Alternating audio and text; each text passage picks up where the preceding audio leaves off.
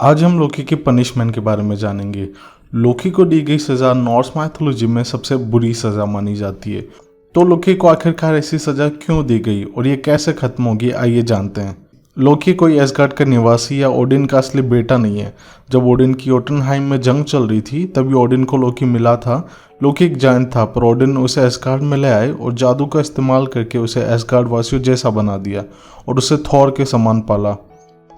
Odin को लोकी बहुत प्यारा होता है, इसलिए ओडिन लोकी के कई बुरे कामों और शरारतों के बाद भी उसे एसगार्ड से नहीं निकालते। पर जब लोकी बाल्डुर को मरवा देता है तो ये उसकी बहुत बड़ी गलती होती है। तो अगर आपको नहीं पता कि लोकी बाल्डुर को कैसे मरवाता है तो आप पिछला वीडियो चेक कर सकते हैं, लिंक आपको डिस्क्रिप्शन में मिल जाएगा। बाल्डुर की मौत के बाद सबको पता था कि यह रैग्नारोक की शुरुआत है, पर ओडिन नहीं चाहते थे कि यह सब हो।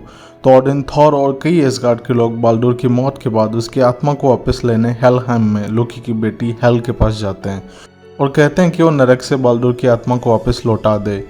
बहुत सी कोशिशों के बाद हेल बाल्डुर की आत्मा को वापस करने के लिए तैयार हो जाती है, पर उसकी एक शर्त होती है कि नॉर्स की 9 दुनिया के सभी लोगों और देवताओं को उससे रिक्वेस्ट करनी होगी कि वह बाल्डुर की आत्मा को लौटा दे। अगर इन 9 दुनिया में से किसी एक को भी अगर इससे परेशानी होती है तो बाल्डुर की आत्मा को वापस नहीं करेगी। यह सुनकर सभी एसगार्ड वाले खुश हो जाते हैं क्योंकि 9 दुनिया में से किसी की भी बाल्डुर के साथ दुश्मनी नहीं थी और सभी जायंट्स, बोने और एसगार्ड वाले जाकर हेल से बाल्डुर की आत्मा को वापस मांगते हैं। पर हेल आत्मा नहीं लौटाती और कहती है कि वो एक ऐसे देवता को देख सकती है जो बाल्डुर की आत्मा को वापस नहीं चाहता। यह कहकर हेल बाल्डुर की आत्मा को नरक में कैद कर देती है। कुछ ही समय में देवताओं को पता चल जाता है कि वह लोकी ही था जिसने बाल्डुर की आत्मा को वापस लौटाने के लिए मना किया था। यह बात जानकर सभी एसगार्ड वाले गुस्से से भर गए और लोकी को ढूंढने लगे, पर लोकी को पहले से पता था कि सभी देवता उसे मारने जरूर आएंगे। लोकी पहले ही एसगार्ड से भाग गया। वो एक पहाड़ी पर चला गया। वहाँ उसने झरने के किनारे पर अपनी झोपड़ी बनाई और वहीं रहने लगा।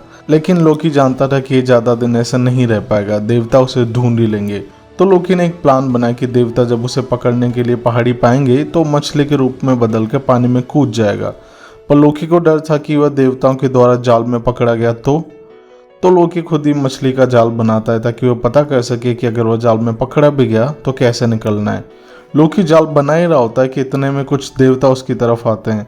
लोकी जाल को आग में फेंक कर पानी में कूद जाता है और बचने में कामयाब हो जाता है, पर वो देवता उस जाल को आग से निकालकर उसके जैसा ही बड़ा जाल बनाते हैं और लोकी को पकड़ने के लिए फिर से कुछ समय बाद थॉर और बाकी देवताओं को भी लेकर आते हैं।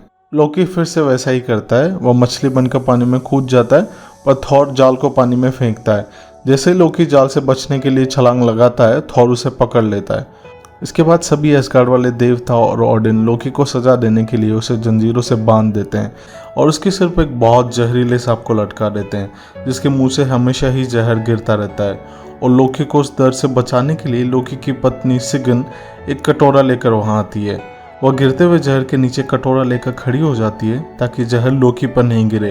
पर कटोरा भर जाने के बाद जब वो कटोरा खाली करने के लिए उसे तिरछा करती है तो लोकी के ऊपर कुछ बूंदें गिर जाती है और उसका दर्द लोकी के लिए बहुत बुरा होता है। ओडिन कहते हैं कि यह सजा लोकी को अनंत काल तक मिलेगी जब तक वो मर नहीं जाता, पर जब रैग्नारोक आएगा तो लोकी वहां से आज़ाद हो जाएगा और एसगार्ड के अंत का कारण बनेगा। तो ये थी आज की कहानी। अगर आपको अच्छी लगी हो तो लाइक, शेयर और कमेंट करें। ऐसी और कहानियों के लिए सब्सक्राइब करें। मिलते हैं अगली कहानी में, तब तक के लिए अलविदा।